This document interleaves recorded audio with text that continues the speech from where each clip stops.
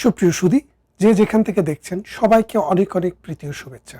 আপনারা জানেন আজকে শুয়োর বাহিনী বাংলাদেশের গোপালগঞ্জ আওয়ামী লীগের তীর্থস্থান শতাব্দীর মহানায়ক বঙ্গবন্ধু শেখ মুজিবুর রহমানের জন্মভূমিতে হামলা চালাতে গিয়েছিল।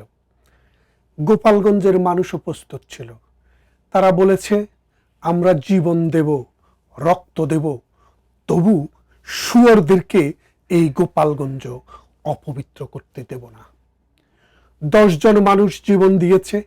পত্রিকান্তরে আপনারা 3 জনের নাম শুনেছেন। আমরা গোপালগঞ্জ থেকে খবর পেয়েছি 10 জন মানুষকে গুলি করে হত্যা করেছে।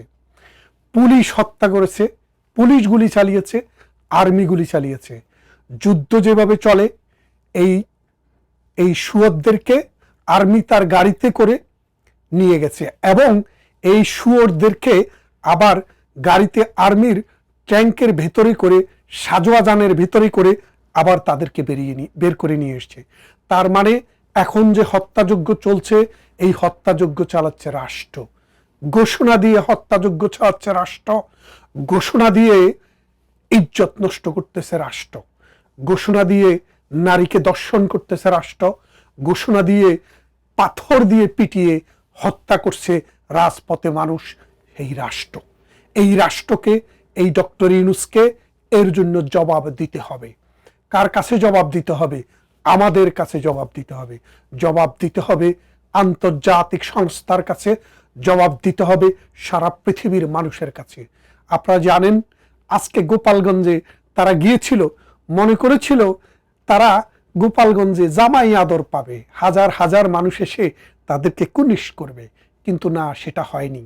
রাজাকার, আলবদর, আল শামস, ৭১-এর ঘাতক জামাতে ইসলামের সাপোর্টে তারা গিয়েছিল।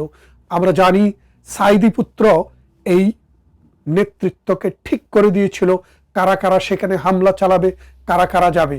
কারণ আপনারা জানেন ফিরোজপুর থেকে গোপালগঞ্জ কিন্তু খুব কাছেই। এই সাইদি পুত্র শামীম না, ছোট নামটা ভুলে গেছি, সে সেখানে শামীম সাইদি, হ্যাঁ একজন, আরো একজন আছে, 2 জন সেখানে এই বাহিনী পাঠিয়েছে। তারা গাড়ি দিয়েছে, তারা অস্ত্র দিয়েছে সেখানে গিয়ে সমাবেশ করার জন্য। কারণ এনসিপি প্রথম দিকে কিছুদিন তাদের নিজের শক্তি দেখাতে গিয়ে জামাতের সাথে একটু দূরত্ব তৈরি হয়েছিল। পরে আবার জামাতকে বাপ ডাকছে, ডাইকা বলছে যে তোমাদের যে পাকিস্তানি বাহিনী 1971 সালে যে দর্শন করেছিল, সেখান থেকে আমাদের এই শুয়োরদের জন্ম হয়েছে, তার পূর্বপুরুষদের জন্ম হয়েছে। তার পূর্বপুরুষেরা শুয়োর ছিল, তার পূর্বপুরুষেরা ৭১-এর ঘাতক ছিল, রাজাকার ছিল। তাদেরকেই আজকে টুঙ্গিপাড়ার মানুষ আবার শিক্ষা দিয়েছে। সেখান থেকে ল্যাজ গুটিয়ে আর্মির গাড়িতে করে পালিয়েছে। সাহস থাকলে আবার আয় গোপালগঞ্জে, মধুমতির জলে তোদের সবাইকে এই গোপালগঞ্জের মানুষ কবর রচনা করে দেবে। কারণ বাংলাদেশ 30 লক্ষ মানুষের রক্তের বিনিময়ে অর্জিত হয়েছে স্বাধীনতা। কোনো রাজাকারের এটা দেশ নয়, কোনো আলবদরের এটা দেশ নয়, কোনো আল শামসের কোনো দেশ নয়। এ দেশে জামাতে ইসলামের এটা দেশ নয়। জামাতে ইসলামী এ দেশ চায়নি, জামাতে ইসলাম চেয়েছে পাকিস্তান। আজকে যদি জামাতে ইসলামী যদি কিছু করতে চায়, তাহলে আগে এই দেশকে বাংলাদেশ নাম বাদ দিয়ে পূর্ব পাকিস্তান করতে হবে। কারণ এটা তো পূর্ব পাকিস্তানে চেয়েছিল জামাত।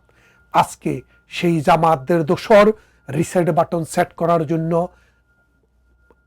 চোর, চশমখোর, বাংলাদেশের মানুষের অসংখ্য মানুষের জীবন শেষ করা ডক্টর ইউনূস সুদখোর এই বাংলাদেশে এসে এই বাংলাদেশে তার এই অজাত সন্তানদেরকে দিয়ে বাংলাদেশকে দর্শন করাচ্ছে। বাংলাদেশের পুলিশ শেষ করছে, আর্মি শেষ করছে, বিডিআর শেষ করছে, বাংলাদেশের ঐতিহ্য শেষ করছে এবং স্বাধীনতার সাথে জড়িত যতগুলো মানুষ আছে, যতগুলো প্রতিষ্ঠান আছে, স্থাপনা আছে, সেগুলোকে শেষ করেছে। বেগম রোকেয়ার মূর্তিতে আঘাত করেছে, সুফিয়া কামালের ভবনে আঘাত করেছে, রবীন্দ্রনাথের বাড়িতে আঘাত করেছে। এমনি করে যে বাংলার শাশ্বত বাংলাদেশ শত শত বছর থেকে এই বাংলাদেশ যার ধারাবাহিকতায় আজকে দক্ষিণ পূর্ব এশিয়াতে মাথা উঁচু করে ইতিহাসে, ঐতিহ্যে, সাহিত্যে, সংস্কৃতিতে, মননে এবং মানসিকতায় যে দেশটি আগে এগিয়ে যাচ্ছিল, 100-র উপরে বিশ্ববিদ্যালয় যে দেশে হয়ে গিয়েছিল, সেই দেশটিকে আবার ওই আফগানিস্তান বানানোর পায় তারা চলছে। বাংলাদেশে একটি গৃহযুদ্ধ তৈরি করার জন্য ডক্টর ইউনূস জোরে সোরে চেষ্টা চালাচ্ছে। কারণ এই গৃহযুদ্ধটি শুরু হলেই ডক্টর ইউনূস আমেরিকাকে এনে আফগান কায়দায়, সিরিয়ার কায়দায়, ইরানের কায়দায়, সোমালিয়ার কায়দায় বাংলাদেশে একটি যুদ্ধ লাগাতে পারে। সেই যুদ্ধটি যদি শুরু হয় তাহলে বাংলাদেশ ধ্বংস হয়ে যাবে। এই বাংলাদেশ আমেরিকার পেটের ভিতরে চলে যাবে।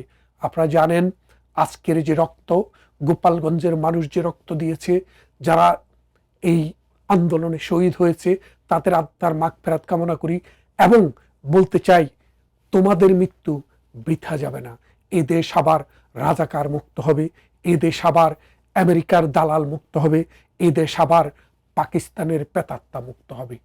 সবাইকে অনেক অনেক ধন্যবাদ। শর্ট ভিডিও করলাম, আমি সাধারণত লং ভিডিও করি। আজকে ফর দ্য টাইম বিং শুধুমাত্র এই গোপালগঞ্জের নিহতদের প্রতি শ্রদ্ধা জানানো এবং সুহৃদদের প্রতি নিন্দা জানানোর জন্যই শুধু এই ভিডিওটি করলাম। ভালো থাকবেন, ধন্যবাদ সবাইকে।